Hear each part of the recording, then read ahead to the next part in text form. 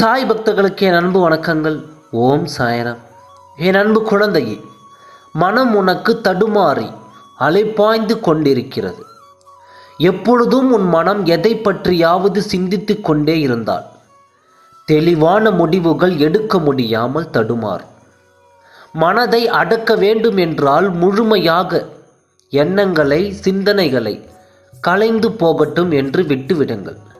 கரையான்கள் புற்றிலிருந்து புறப்படுவது போல அந்த எண்ணம் மனதிலிருந்து புறப்பட்ட பிறகு மனதில் ஒரு வெற்றிடம் தோன்றுவதை உன்னால் உணர முடியும். இந்த வெற்றிடம் துவக்கத்தில் ஒரு சில வினாடி வரை நீடிக்கும்.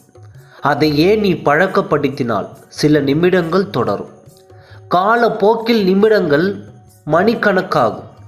அந்த எண்ணங்களை கட்டுப்படுத்ததான் கோபத்தை கட்டுப்படுத்தி கண்களை மூடி மௌனமாக இருக்க பழகிக்கொள். எதன் மீதாவது ஆசைப்படுதல் இருந்தால் எண்ணம் அலைப்பாயும். என் மீது பாரத்தை போட்டுவிடு, இதை பின்பற்று, எல்லாம் நாளடைவில் சரியாகிவிடும். என் மீது நீ வைக்கும் நம்பிக்கையால், உனது உறுதியான பக்தியால் நீ வேண்டியது அனைத்தும் கிடைக்கும் என்பதை அறிந்து கொள். சில நேரம் தாமதமாகலாம், ஆனால் தப்பாக கிடைக்காது. நம்பிக்கையோடு இரு. நீ இழந்தது கிடைக்கப் போகிறது. அதை அனுபவிக்க தயாராக காத்து கொண்டிரு. தோற்று போய் விட்டோமோ என்ற குறுகிய மனநிலைக்கு எப்போதும் செல்லாதே. வாழ்க்கையில் வெற்றி தோல்விகள் வந்து போவது சகஜம்தான்.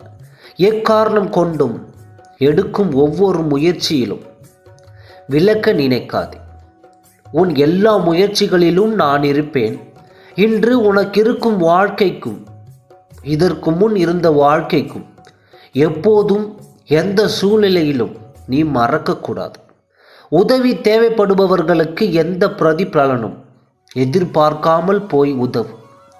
யாரையும் புண்படுத்தும் வகையில் நடந்து கொள்ளாது. கர்மாவையும் கர்வத்தையும் விட்டுவிடு. உன் அப்பா சொல்வதை கேட்டு நட. நிச்சயம் கஷ்டம் வந்த சுவடுகள் தெரியாமல் போய்விடும். எதை நீ இழப்பு என நினைத்தாயோ அதை உன்னை தேடி வரும்படி செய்வேன். இது உன் சாயப்பாவின் சத்திய வாக்காகும். என்னை நம்பியவர்களை நான் என்றும் கைவிட்டதில்லை. சோதிப்பேனே தவிர கைவிட்டதே என்று சரித்திரமே இல்லை. ஓம் சாய்ராம். நன்றி, வணக்கம்.